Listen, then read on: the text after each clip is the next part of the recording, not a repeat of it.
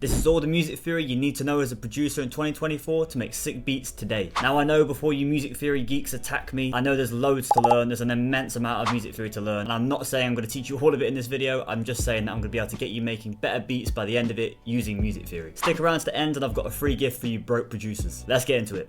First things first, open up your DAW or the thing that you want to use. I'm using FL Studio. So first things first, when you load it up, you want to go to the piano roll here. You want to click on this little arrow, go to view, and then go to scale highlighting. This is what I do every time I go to make a beat. It just makes it easier. You don't have to stick to this, but it just makes it easier to stay within a scale sometimes if you're starting out. I normally make beats in a minor scale, so minor natural Aeolian, pick that, then choose a key. Let's go with C minor. Now, you see these grayed out notes here? This means that this is the scale. This is the scale of C minor, all these notes here. And all the ones that are the dark grey, that's out of scale, and it will not sound good. Another thing I want you to do is I want you to enable all the note labels so you can see all the note names like this. So go to here, go to view, go to key labels, and then you want to click on all notes. And that way then you'll be able to see all of these notes here. So within a scale there are 7 notes. And these are the notes you're going to be using within this scale to make it sound good, basically. If you go outside of the scale, you can use your ear to make sure it sounds good. But for starting out, I recommend just stay within the scale that you've selected. So another thing that you can do once you've set the scale, and now you know that there's 7 notes within that scale, a thing that I like to do sometimes, if you don't have access to a MIDI keyboard and you don't just want to click in on the piano roll, if you come up to this little icon here that says typing keyboard to piano keyboard, right click it. Let's pick the scale that we're actually in, so C minor. So click C and make sure it's in minor natural Aeolian. And then pretty much on your typing keyboard, you can do this. And that's pretty mad because basically your typing keyboard is now a piano for free. Now let's get into chords. Now first what I want to do, I want to show you all the chord types and how to actually make them, and then I'll show you what I normally do to make my chords, because this is just a bit of music theory that's useful to know. You can make notes on this or save it for later. It's useful to know how to make these. So basically how you build a chord is pretty simple. So for example, let's start out with a major chord. Now your root note, which is A in this instance, put it on A, so that's my root note. Now I want you to count up 4 semitones, which a semitone is basically 1 step, which is that. Understand? Easy, right? Now you might have heard semitone be called a half step as well, which is basically just going up like that. A whole step would be skipping 1 semitone and then going up like that. Count from 0, 1, 2, 3, 4, place a note. Then 5, 6, 7, place a note. So if you think about it, if you just say, oh, 0, 4, 7, that's a major chord. It's a simple way to look at it. It will sound like this. And that's how you build a major chord. Now you can do that starting at any root note as long as you can go up from 0 to 4 and then to 7. Next we have the minor chord, and it's very similar. Instead of 0, 4, 7, it's 0, 3, 7. So 0, 1, 2, 3, 4, 5, 6, 7. Sounds like this. Now this is a diminished chord. Root note 0, 1, 2, 3, 4, 5, 6. Sounds like this. So it's 0, 3, 6. A diminished chord tends to sound more tense and unstable, whereas obviously the major and minor sounds more sad and major's more happy typically. Augmented chords you don't really hear too much, but obviously you can use them. Code for this is 0, 1, 2, 3, 4, 5, 6, 7, 8. Sounds like this. Augmented chords tend to sound very unresolved and like mysterious. A bit weird to be honest, I don't use them very often. A dominant 7th chord is very jazzy and like blues-esque. You build it like this. So 0, 1, 2, 3, 4, 5, 6, 7, 8, 9, 10. Sounds like this. Next we have a major 7th chord, which tends to sound quite jazzy as well. So 0, 1, 2, 3, 4, 5, 6, 7, 8, 9, 10, 11. Sounds like this. Now a minor 7th chord, so you want to go up like this. 0, 1, 2, 3, 4, 5, 6, 7, 8, 9, 10. Sounds like this. Now we have suspended chords. This is a suspended sus2. It's built like this. So 0, 1, 2, 3, 4, 5, 6, 7. So for example, if you're building a normal triad, you just basically bring this down 1. Then a suspended 4 chord is like this. 0, 1, 2, 3, 4, 5, 6, 7. Sounds like this.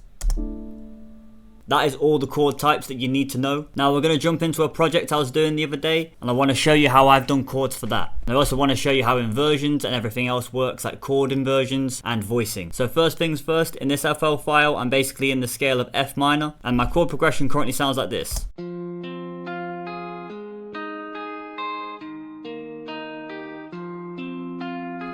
Now obviously it's a guitar melody, but I'm going to show you how I got there using music theory. So starting out, basically what I did, I used scale degrees to help me build this chord progression. And that chord progression is a 1, 3, 6, 1 progression. Now that might sound confusing, and on my TikTok videos people always get confused when I say, oh, it's a 1, 5, 6 progression, or it's a 1, 5, 4 progression. But in simple terms, that basically means I've got my chords starting on the first note in the scale, the third note in the scale, the sixth note in the scale, and then back to the 1 again. Does that make sense? Now I built the chords like this. I just built a normal triad chord, which is basically just 3 notes. So start on 0, which is my root note, F. And because we've got the scale highlighting on, we can see that we can just go up here. So the best way to do it is click a note, skip a note in the scale, put a note, skip another note in the scale, put a note. And then with guitar melodies, what I like to do is this. I highlight my F here, my root note, copy it up an octave. And you want to bring your third, which is your middle note, up an octave like this. And then what I like to do with this, I strum them out.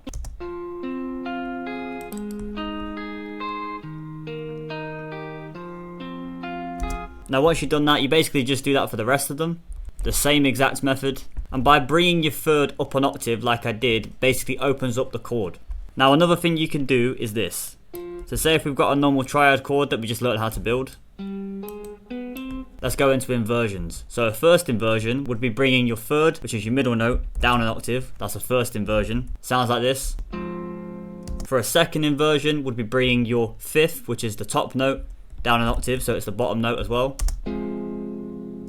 But just a quick tip, that does not mean that it's your bass note, because if you try and make that the bass note, it will sound weird. So what you'll need to do is put your original bass note, which is F, or whatever the root note of your chord is, down an octave. This is very important for when you're doing 808s, because if you try put it on the C, where it's actually F, it will sound off and weird, and you'll be like, oh, why can't I figure this out? That's why. Now I want to talk a little bit about counter melodies. All the notes you can see highlighted in red is my counter melody. And pretty much, as you can see, we started out here with an F, that's the same as my bottom note, a C, which is the same as this note here. There's some that don't follow the chord notes, but most of the time I try and make it so they're either right next to each other so it builds tension, or they're following the chord notes so it's more cohesive. I hope that makes sense to you. And it will sound like this.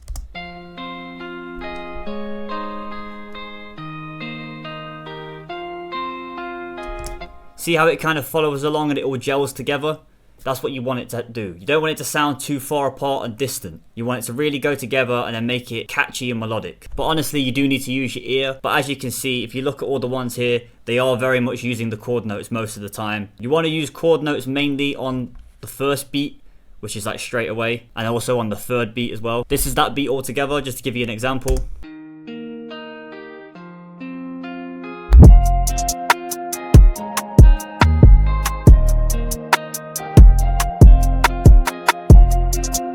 I wanted to give you another example on chords in one of my other files. Now with this one, this might look quite confusing, but it's basically the same thing what I was on about in the last one, and it's a piano sound this time. It sounds like this.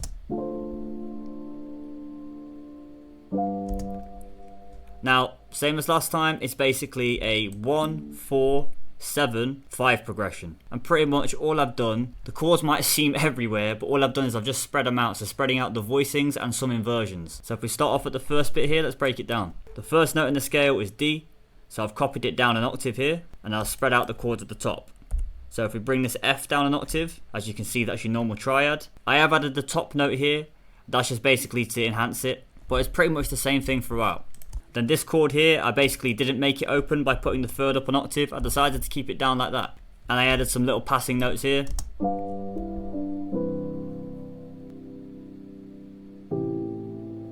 Full beat sounds like this.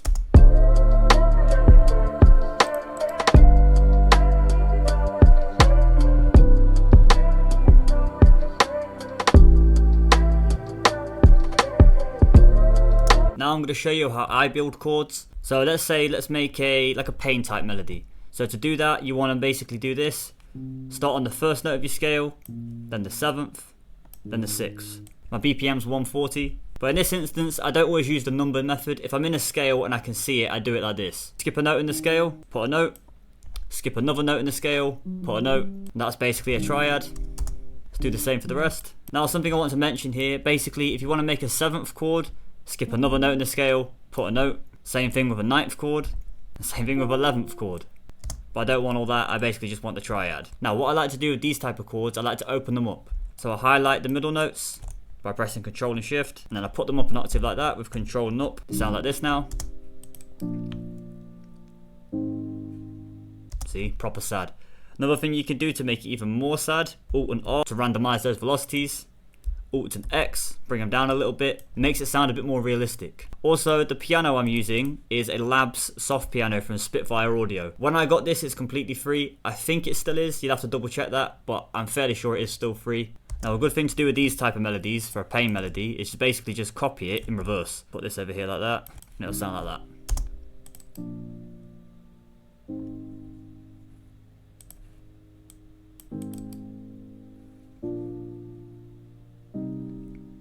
Thank you for sticking to the end of the video. Now, that was a very basic overview of music theory and just to help you get started with making beats today. Now, I did promise you broke producers a free gift at the beginning of this video, and this is it. So if you come to metronomemusic.co.uk, which is my website, what I want you to do is I want you to scroll down.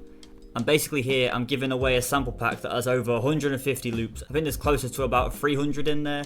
There's a load of UK rap ones, so I thought I'm going to give them to you guys for free, and you can turn them into whatever you like, royalty free, you can just have them. But yeah, basically just click download, it'll take you to this, just enter in your email, and then you'll be sent the link to the Google Drive and you can access all of them. You also get 44 FL files, it might be more by the time I release this video, 22 guitar loops, that's on top of 150 loops that you get for free, free help sheets, and I add stuff all the time because I also post all this stuff on my TikTok as well. Thank you for watching, please like and subscribe, and I'm going to be making videos weekly from now on.